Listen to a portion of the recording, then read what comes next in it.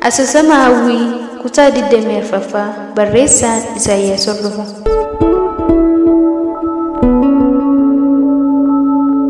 Sooniin kana utuu gadduu gaaf tokko Hawwiin xalayaanatiin ishee barreessee dubbistee akka yeroo baanii shaanxaa ishee keessa geessee utuu hin cufin siree ishee irratti dhiistee qaama ishee dhiqachuuf kutaa dhiqannaa seente.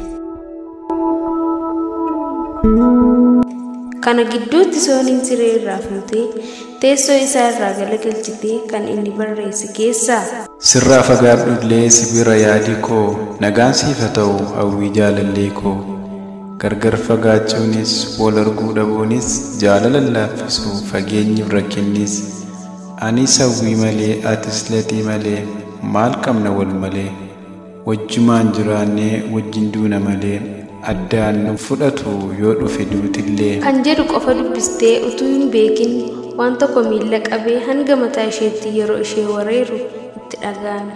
Xalayicha fuula ishee harkaa lamaaniin qabattee duruunfattee calluma jettee sekoondii muraasaaf erga turtee booda yaa gooftaa yaa waaqa kan nu uumte anis jaalalleen qaba nin jaalladha hammeenyi akka nu gidduutti uumamu hin fedhu.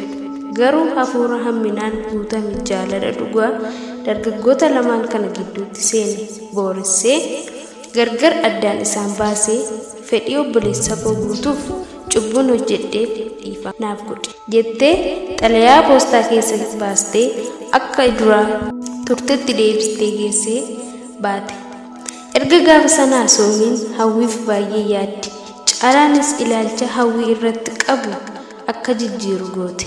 Garuu Sooniin yaada haadha ishee jijjiirsisuu hin dandeenye. Hawwiinis mana kana jiraachuun lubbuu ishee irratti murteessuu ta'e itti mul'ate. Kanaaf dalasaa akka taatu taatee argachuuf akka ishee irra jiru hubatte. Yoo isa dhabdellee mana namaatti hojjettu taatee qaxaramuuf yaadde. Yaada ishee isa lammaffaa kanatti tarkaanfachuu ishee dura utuu abdii hin kutin Dilleessaan kan jedhamu sun eenyu akka ta'e achuma baankii sana deemtee qulqulleeffachuu barbaaddee latiinis xalayaa isheef barreesse irratti wasiilli koo abbaa margaanis walquunnamtii dansaa waliin qaban sababii citeef isa barbaacha Finfinnee ni dhufa. Yeroo Finfinnee dhufanis waajjira obbo Ayyaanaa deemanii akka si argachuu danda'an ibseeraaf. Sana booda hanga ani Siwiidinii irraa deebi'utti iddoo turtu si mijeessanii deebi'u. Waan kana ta'eef obsaan of eeggachaa manuma obbo Ayyaanaa turuu yaali jedhe. Kan isheef barreesses abdachuudhaan of jajjabeessitee haa ta'ullee malee hanga obbo Margaan dhufanitti haati Maatiyoos balaanarraan ga'u jettee yaaddoo keessa waan galteef dirqiidhaan dallaansaa deemtee hubachuuf murteessite. Haaluma kanaan utuu jirtuu gaaf tokko sanbata xiqqaa ganama sa'aatii 4 irratti baankii ganda Qarsaa Kaasaanchis jedhamuuf deemuuf kaate. Eessa akka deemtuuf dubartoota hojjetootaaf waardiyaa qe'ee manaatti baate. Silaa karaa baankichaa geessu sirriitti hubattee jirti. Yaa maaca'aa biratti kan argamu mana obbo Ayyaanaa irraa miilaan hamma ministeera barumsaa deemtee karaa qarqara dhaabbattee taaksii gara ganda Qarsaa deemu eeggachuu jalqabde. Dhaabsistee gaafachuu sodaattee taaksii baay'ee dubbistee booda garuu dubartiin ishee bira dhaabbattee tokko taaksii Kaasaanchis jettee taaksii dhaabsisnaan Hawwiinis keessa seenuuf gara konkolaachisaa taaksiitti siqte. Antee Kaasaanchis ነው የሚሄደው jettee gaafate. Hawwiin afaan Amaaraa sirriitti dubbachuu dadhabuu isheetti abbaan taaksii sun dubartittii dursitee seente irraa isa bira gabbiinaa teesse sana wajjin itti kolfaa seeni jedhe ol galche. Abbaan taaksii xiqqoo dhaabbatee namoota 2 dabalee fe'ee erga guuttatee booda karaa jalqabaan abbaa taaksii fi dubartittiin sun kan Hawwiin jette irra deebi'anii jechuudhaan kokkolfu. Uffannaan ishee fi bifti ishee kan biraati. Garuu maal godhu ree? Rabbi yoo uumu waa tokko hir'isuun isaa hin oolu. Kana fakkaattee afaan Amaaraa sirriitti dubbachuu hin dandeessu jedhanii raajeffataa waliin haasaa deemu. Yeroo kana Hawwiin baay'ee aartee gubatte. Deebii isaaniif kennuuf yaadde. Booda ammoo biyya hin beekne keessatti rakkoon irra ga'uu hin danda'u jettee dhiisuuf turte. Obbo Ayyaanaa fi abbaan Dalasaa namoota ilaalcha dogoggoraa akkasiif qabaniif dubbii dubbatan yaadattee namoota ilaalcha dadhabaa qaban kunniiniif deebii kennuuf murtii irra geesse. Amma kan akkas natti kofaltan afaan Amaaraa akka Amaaraatti dubbachuu dadhabuu kooti miti. Isiniif afaan abbaa keessanii ta'uu danda'a. Utuu isinitu afaan Oromoo caccabsitanii dubbattu ta'ee ani isinitti hin kolfu.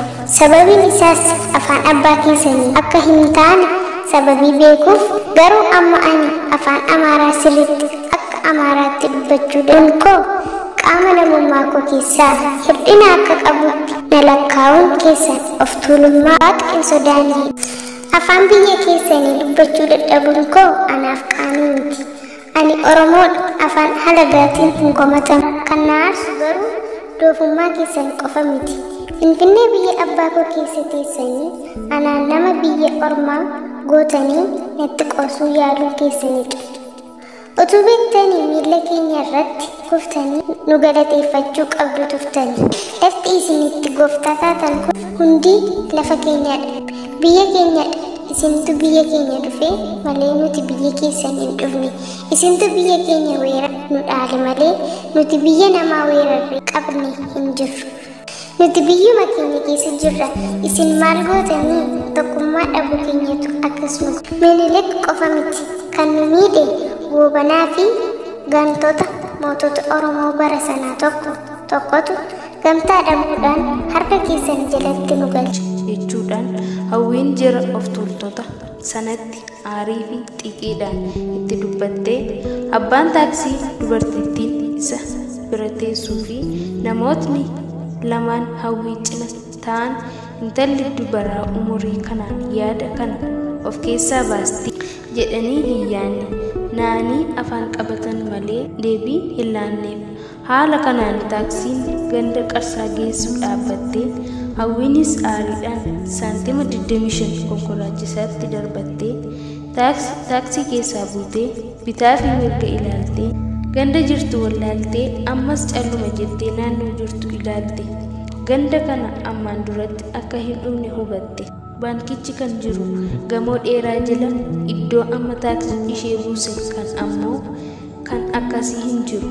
Nama gaafachuun sodaattee kan gootu wallaaltee utuu dhaabattu dubartiin tokko kan ishee bira darbuu dhufte tokko agartee akka afaan Amaaraa hin jallisne eeggachaa attam oolte obboleetti.